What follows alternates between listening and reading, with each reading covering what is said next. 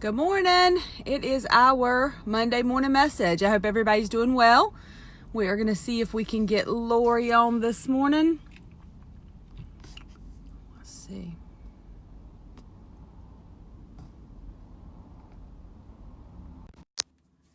All right. We hope everybody's doing well this morning. Happy Monday. It is our Monday morning message.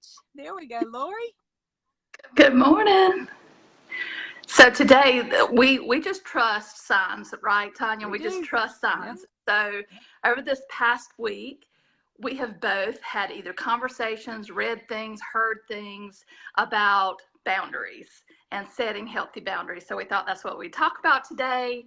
And so really, it's uncomfortable. Like when you're one of those people that gives and gives and gives, you just do it because that's who you think you are. That's who you want to be. But when that starts turning into where it feels bad or you feel resentful for having to give and things like that, it's time to take a step back and determine whether you should be giving as much as you're giving. Right. So this could relate to relationships. It could relate to a job. I know in my experience, if you do more at work, sometimes they will continue to give you more to do.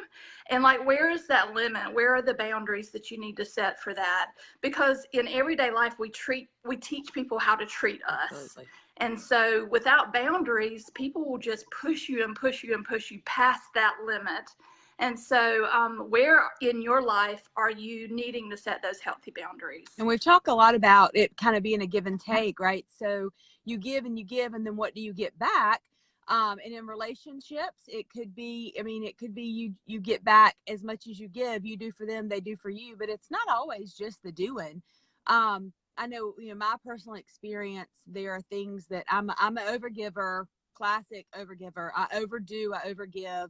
And then there was a time that I was very resentful for the fact that I wasn't getting anything in return. And a lot of times that return that I needed was just the feeling that when I was giving, it was that good feeling that comes with giving. And I think once those feelings stop, when you're doing and overdoing, and the feeling is that you are resentful that you're doing, that's when you need to take a little step back. One of our mentors I think one of the things she said for us very early on in this process was, if it's not a hell yes, it's a no. And that's hard sometimes, because some things are just a yes, right? I mean, they just are. But if it's not a hell yes, then really stop for a second and decide, what am I going to get back, whether it's the good feeling of doing something or not. So I think that in every part of our daily living, these are things we need to really kind of back up and look at, don't you think?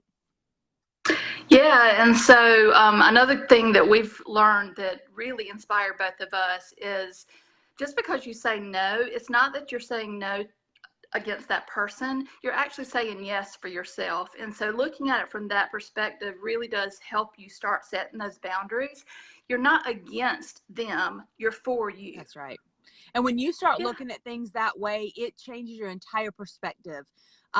And I also think the judgment piece of this, a lot of times, especially when you have kids, and mine are into all kinds of activities, and there's always something to volunteer for, whether it's at school or at the dance studio or at the gymnastics studio.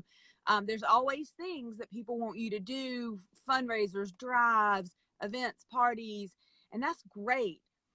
But when doing every single one of those, I'm only doing it not because my kid wants me there. That half the time they don't even see me there, but it's because of how it looks to other people. I put a halt on that when we got back, and it has really been freeing for me. I no longer worry about it. I do it and go and I give and I participate because I want to and because it feels good, and not because I feel like I have to. And there are a lot of things I don't go to anymore, and I'm okay with that. Yeah. So this week is really thinking about what those things are in your life that you need to maybe set some healthy boundaries around. And it's difficult. We're not going to lie to you. It is difficult, but in the end, it's well worth it. Yep. All right, guys. So hopefully everybody thinks about what boundaries they need to start setting in different areas. And you guys have a great Monday. Bye.